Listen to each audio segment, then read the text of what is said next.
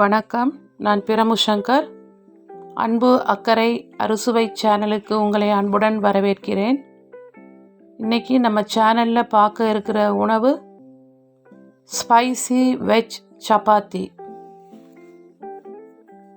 இந்த வித்தியாசமான உணவு குழந்தைகளுக்கு மிகவும் பிடித்தமானதாகும்.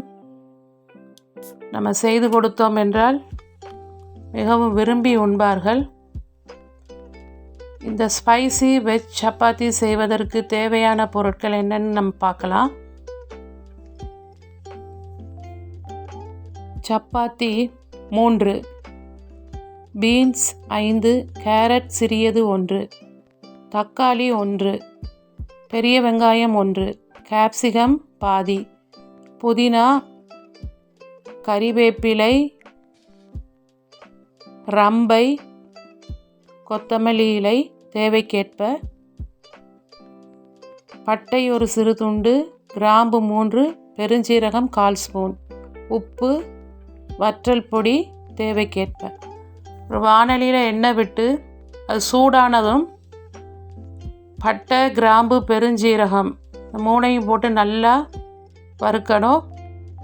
அது சிறிது வறுபட்டவுடன் நாம் நறுக்கி வைத்திருக்கக்கூடிய வெங்காயம், கேப்சிகம், கறிவேப்பிலை, ரம்பை இலை, புதினா இது எல்லாத்தையும் சேர்த்து நல்லா வதக்கணும்.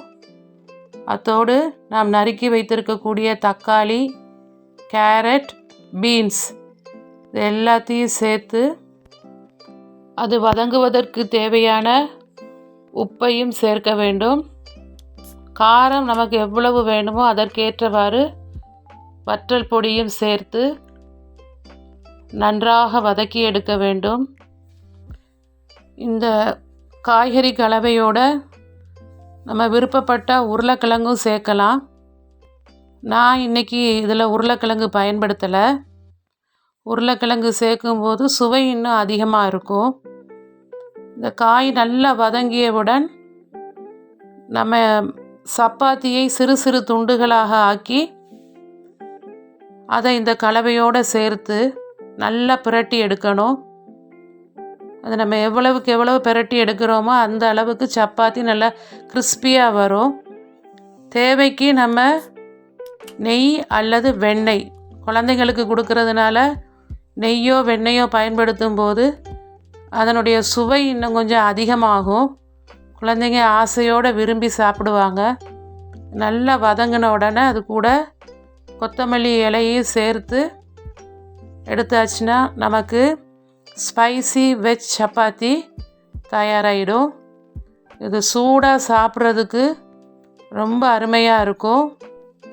இது கூட நம்ம விருப்பப்பட்டால் தயிர் வெங்காயம் வச்சு சாப்பிட்டு பார்க்கலாம். ஒரு வித்தியாசமான உணவு. என்னோடய பொண்ணுக்கு இது ரொம்ப பிடிக்கும். அதனால் நான் அடிக்கடி இது செய்வேன். நீங்களும் உங்களுடைய குழந்தைகளுக்கு இதை செய்து கொடுத்து அவங்க விரும்பி சாப்பிட்றத பார்த்து நீங்கள் மகிழ்ச்சி அடைங்க. இதுதான் நான் பயன்படுத்திய ரம்பை இலை.